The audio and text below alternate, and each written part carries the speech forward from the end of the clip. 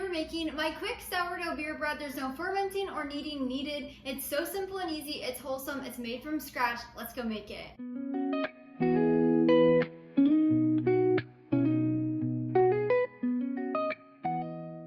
You can find my full written recipe linked down in the description below. Just click that link, it'll take you over to my blog where you can print and save anytime. I have tons of storage tips and serving ideas over there as well. And before we get started, I wanted to share a quick tip. So if you do not keep beer in your house at all times, or you don't drink beer like my husband and I, we don't really have alcohol in our house, we don't really drink. So I wanted to make beer bread, but I didn't want to buy a huge case of beer. So my husband went to the grocery store and looked around. There really wasn't anything here in our local store in town. But then he went over to our Dollar General and they had a can. So if you'd like to make this recipe but you don't have beer at home and you don't want a whole case of it, you can try to find one can or one bottle at your grocery store or Dollar General. And if you can't find them in any of those stores, then you can check out a gas station. They should have one bottle or one can. And if you hear anything in the background of this video, we have construction going on still right outside, so that's what's happening. But without further ado, let's get started baking. So you're gonna need a 9x5 approximately metal loaf pan. I don't recommend using a ceramic or a glass one just because you're gonna have to do a different bake time and temperature. But if that's all you have, I would increase your temperature to about 400 degrees Fahrenheit and bake it for 5 to 10 minutes longer until the toothpick comes out clean. But for this recipe, I am using my metal loaf pan. So I have greased and buttered it. So I just put some butter in there and then I added flour, dumped it out to get the excess out, and then it looks just like this. So once you've done that, you can set that aside. You'll also want to preheat your oven to 375 degrees Fahrenheit, and then we are ready to get going. So you'll want to add half of a cup of sourdough discard, aka unfed starter, to a large mixing bowl. You could also use fed starter if you chose, but you do not need to. And then we'll add in 1 1/4 cup of beer. So this needs to be a light beer. It can be any brand. You don't want anything dark or like an IPA. So a light beer of any kind, can or bottled. I've heard the bottle version is much better, but if all you can find is a can like myself, then that is just fine. And then we'll add in 2 tablespoons of raw honey. You could also substitute this for maple syrup, the pure maple syrup, and that would be just as good. And then we'll also add in 4 tablespoons of melted butter. I like to use salted. You could also use unsalted. So we're just gonna add that in. And then we'll use a whisk just to combine this. So you don't wanna overmix anything. You just wanna just stir it till it's combined. Okay, and then we're gonna add in 3 cups of all-purpose flour,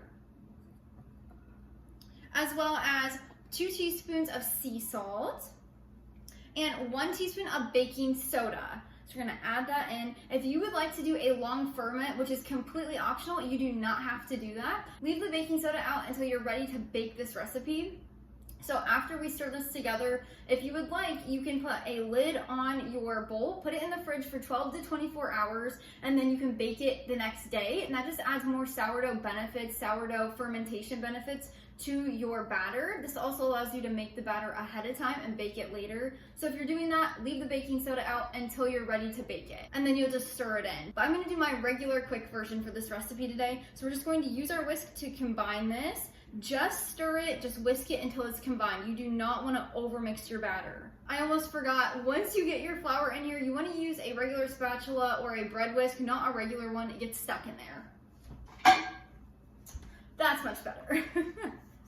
So we're just going to stir this together. Now, depending on your sourdough starter, your sourdough discard, how hydrated it is, that's going to make your batter either more wet or more dry than mine. So mine looks like a pretty good regular batter. It looks just like this, just stirred until it's combined. Now, it is a little sticky. If your batter looks more wet than this and it's actually pourable, that just means your starter was more hydrated than mine. That's not a problem. You can either bake it like that or add just a few tablespoons of extra flour. Again, don't overmix that. And then if it's more dry than this, that just means your starter was less hydrated than mine. Just add a few extra tablespoons of beer and then mix that together very quickly. Do not overmix it again. Once we have everything in there, we're gonna grab our prepared loaf pan here. This is the easiest beer bread, easiest sourdough bread that you could make. It really is so simple. So now we're gonna take our batter and we are going to put it in our pan. So you can use your hands, you can use your spatula, you can use your whisk, whatever you would like.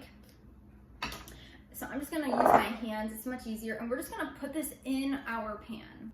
Now I like to use my hands to kind of spread it out. You can also use a spatula if you would like, or a spoon.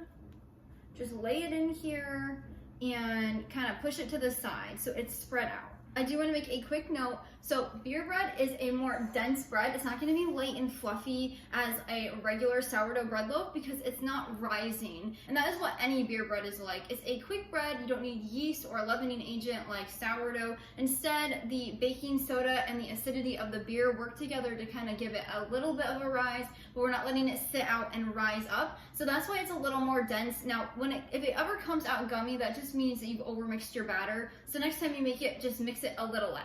Now we're gonna pop this in our 375-degree preheated oven for about 45 to 50 minutes until you insert a toothpick in the center and it comes out clean. Once it comes out of the oven, it should be golden brown. You can use a cake tester or a toothpick to insert in the center. If it comes out clean, it's ready to go. Now that it's fully baked, we're gonna set it on a cooling rack for about 10 minutes to cool before taking it out of the pan. We will also brush it with butter as soon as it comes out to make sure it has a yummy top. Now once your bread has cooled for about 10 minutes, we're going to use a spatula to remove it. Be very careful, it's going to be a little bit warm still. So I like to just loosen up the edges a little. They should not have stuck at all. And then what we're going to do, you can do a few things. You can grab a towel, you can grab a hot pad. If the pan is still a little bit warm, and then we're just going to dump this out. And then we'll use our hands to put it on the other side, just like that. Now it's ready to enjoy with a little bit of butter. You can serve this with soup, you can serve this with salad. You could also serve it with fried chicken, fried fish. When I was growing up, my mom would make beer bread with fish or chicken, and I always thought it was delicious together. My husband and I like to have this with soup. Today we're having it with a little bit of turkey. It's gonna be so delicious, but my favorite way to enjoy it is with some butter while it's still warm. It's just so good. Let's give it a quick try. It feels so soft on the inside and has a little bit of a crunchy top. Oh, it looks so good.